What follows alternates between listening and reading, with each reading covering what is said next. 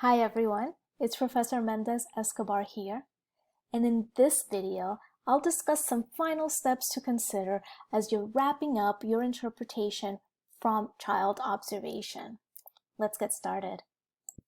So after you conduct your observations and write about the different developmental domains, the interrelatedness of development, and the factors that influence a child's development, these are some final steps that you want to think about to bring everything full circle. One is making recommendations. And as you're making recommendations, you also want to consider how to build effective learning environments. You also want to reflect on the process.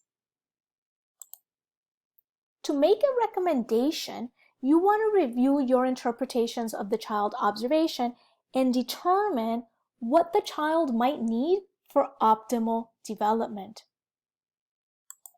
And when thinking about how to build effective learning environments, you want to consider how you can collaborate with caregivers and other professionals, even if it's a hypothetical situation, all with the goal of creating environments that will support the child's learning. These are some questions to consider. The second part of all of these questions is what can help you as you're making recommendations and or finding ways to build supportive and effective learning environments. So one question is, which skills or expectations has the child not met? How can they be met? Another question or set of questions are, which factors might impede or get in the way of the child's development? How can these factors be remedied or eliminated or fixed? And lastly, you want to think about which factors promote the child's development and how can these factors be sustained? How can we ensure that those factors continue in the child's life? So you want to think deeply about these questions and base them on your interpretations of the observations.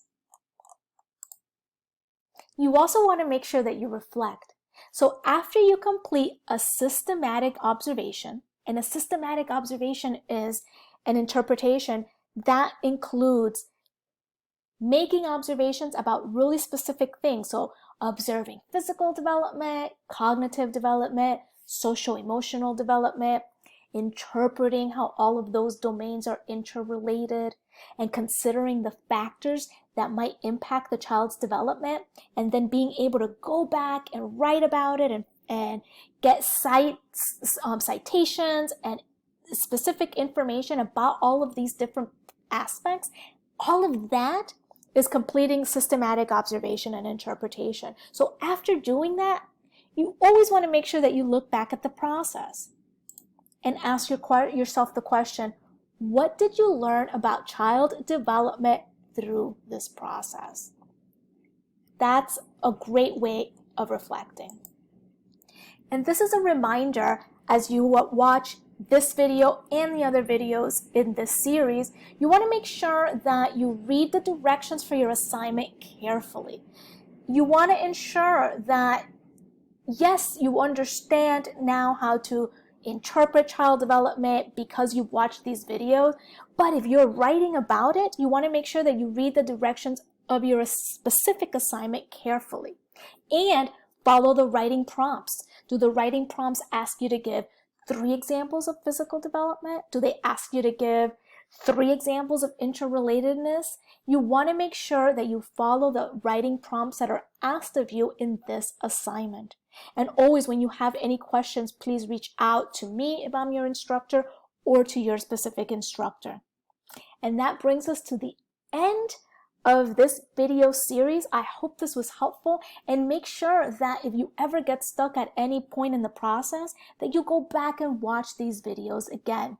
And as I mentioned just now, make sure you always reach out to me or your instructor. Good luck and happy writing, and I hope you learn a lot about child development.